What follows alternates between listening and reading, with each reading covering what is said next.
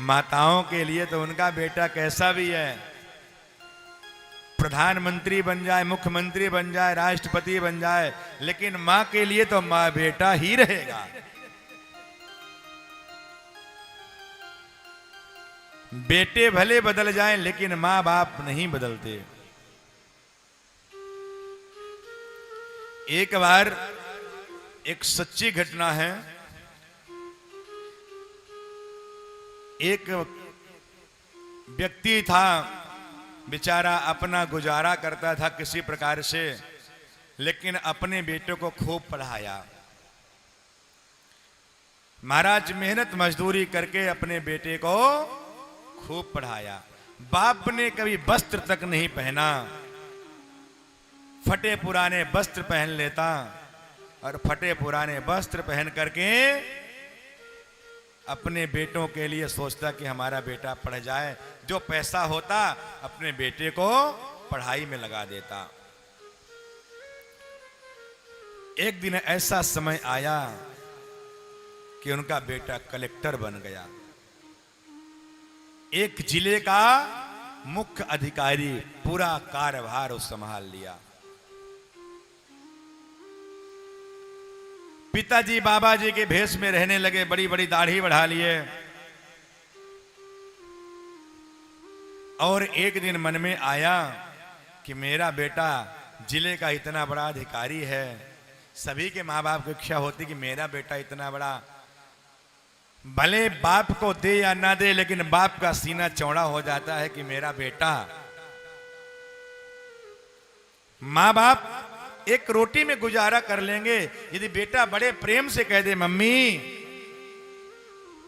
आज मुझे ये तकलीफ है, तो माँ बाप एक रोटी खा करके गुजारा कर लेंगे, लेकिन बेटे के कष्ट के लिए तुरंत कहेंगे हाँ बेटा ऐसा करेंगे।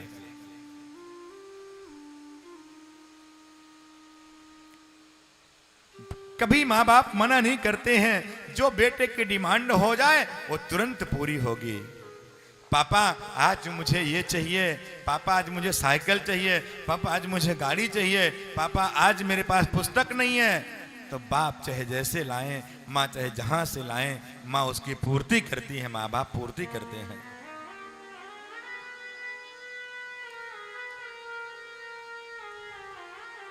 मेरे प्यारे, डीएम साहब से मिलने के लिए उनके पिताजी गए। सिक्योरिटी गार्ड सब कुछ लगे हुए थे।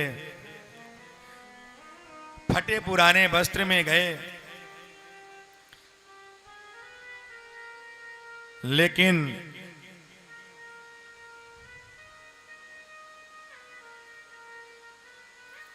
जैसे ही द्वार पे गए,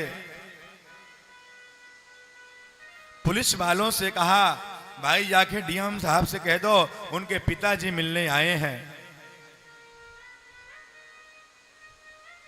गार्डों ने जाकर के बताया कि महाराज ये तो पिता हो नहीं सकते, लेकिन कह रहे हैं तो मुझे कहने में क्या दिक्कत है। बोले महाराज कोई भिखारी के रूप में आया है, फटे पुराने वस्त्र पहना है और कह रहा है कि जाके बोल दो साहब से। साहब ने कहा बोल दो नहीं है। पुलिस वाले आकर के बोले कि साहब वो तो है ही नहीं साहब तो यहां। बेचारा सोचा कोई बात नहीं, कुछ दूर में जा करके पेड़ था, उसी पेड़ के नीचे पिता बैठ गया। जा करके बैठ गया और अपने मन में सोचने लगा चलो मेरा बेटा है, आखिर कुछ भी है, भले कुछ कहा लेकिन मेरे मन को फिर भी तसल्ली है और नेत्रों से आंसू बह रहे हैं कि आज मेरा बेटा इतना बड़ा अफसर बन गया, आज मुझसे मिलने तक का टाइम नहीं है।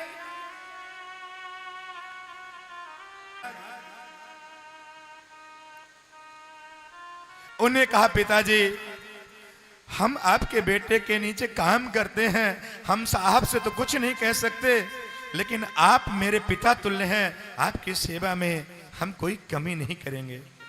उनको भोजन कराया, जो उनसे बना उनको दिए भी।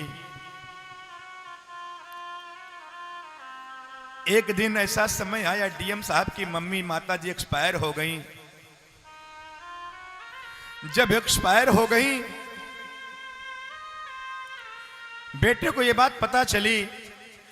उन्हीं पुलिस वालों को लेकर के, जो गार्ड नौकरी करते थे ना, उन्हीं पुलिस वालों को लेकर के डीएम साहब अपने गांव की ओर जब गए, तो गांव के समीप जैसे पहुंचे घर के पास, पिता रो रहे हैं कि देवी तू मुझे छोड़ के चली गई। डीएम साहब पहुंचे, बोले पिताजी, बोले नहीं भाग जा, तू मेरा बेटा नहीं है। उस दिन मैं तुझे गया था तो तूने मुझे वहां से भगा दिया, मुझे पहचानने से इंकार कर दिया। मेरा सच्चा बेटा तो ये जो गार्ड है ना, ये है जिसने पहचाना और मुझे भोजन कराया कि भूखे हैं, आए हैं बाहर से, मेरे लिए इंतजाम किया, और मेरे पास पैसे हैं कि नहीं है इन्होंने मेरे लिए पूछा।